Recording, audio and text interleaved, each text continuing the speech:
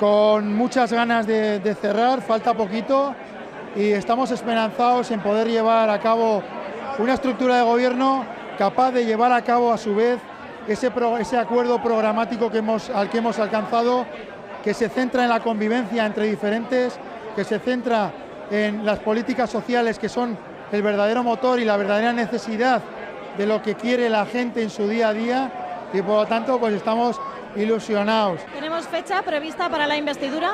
Será en breve. ¿Breve más o menos? Será en breve.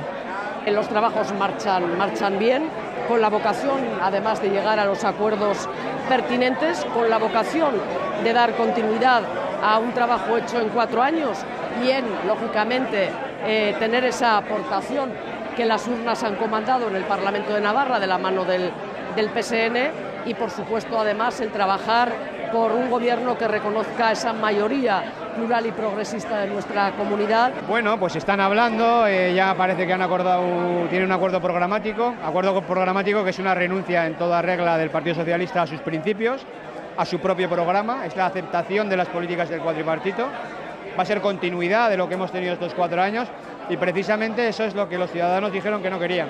Preparada para realizar una acción en el Parlamento de Navarra desde la izquierda transformadora que representamos, con libertad y con autonomía, y esperando que se lleguen a acuerdos a 30, que va a ser lo fundamental.